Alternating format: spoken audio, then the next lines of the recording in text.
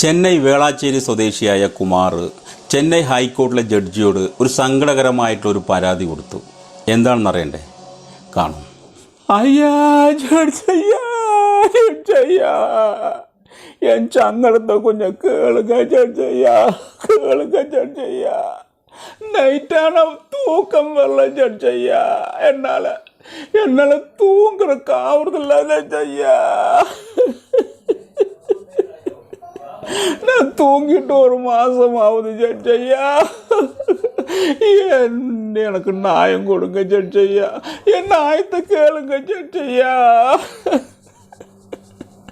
ஏய் யாரா நீ?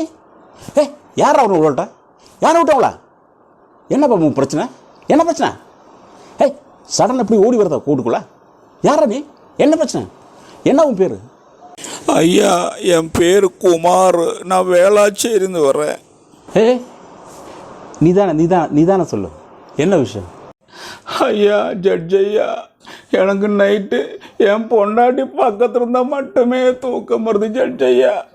ஒரு மாதமாச்சு ஜட்ஜையா, பொண்டாட்டி என் பக்கத்தில் படுக்கிறது இல்லை ஜட்ஜையா. நிறைய வாட்டி கெஞ்சி பார்த்தேன், கதறி பார்த்தேன், காலை பிடிச்சி பார்த்தேன் ஜட்ஜையா. என் பொண்டாட்டி என் பக்கமே வரல ஜட்ஜியா. என் பொண்டாட்டி வந்திருக்காங்க, அவன் நியாயத்தை கேளுங்க ஜட்ஜையா. எனக்கு நல்ல ஒரு நியாயம் கொடுங்க ஜட்ஜையா. ஏன் உன் பொண்டாட்டி உங்க கூட சேர்த்து படுக்கிறது இல்லை? என்ன காரணம்? ஏதாவது பிரச்சனை இருக்கா?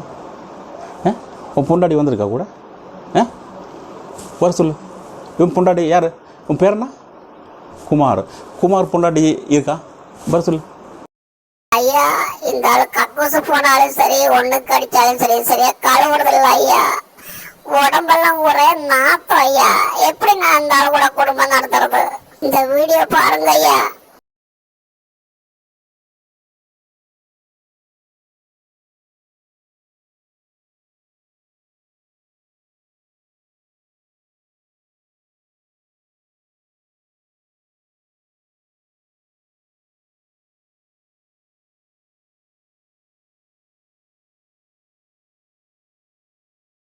டேய் குமார், உன் பேர் குமார் தானே?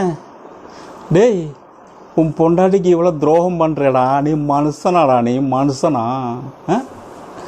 ஏடா, உன் பொண்டாட்டி எவ்வளோ பாவமாடா, அது கூட இந்த மாதிரிலாம் பண்ணுறடா. உனக்கு நான் தூக்கு தண்டனை தரடா, தூக்கு தண்டனை. இவ்வளோ துரோகம் பண்ணுறடா நீ உன் பொண்டாட்டிக்கு.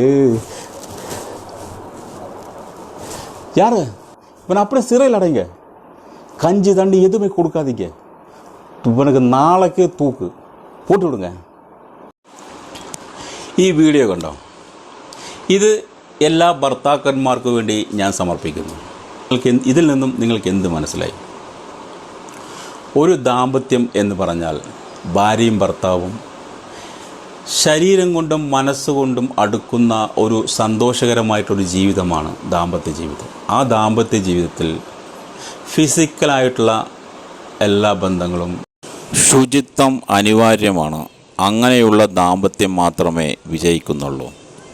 ഒരു ഭാര്യയോ ഒരു ഭർത്താവോ ശുചിത്വത്തോടുകൂടി സ്വന്തം ഇണയെ സമീപിക്കുക.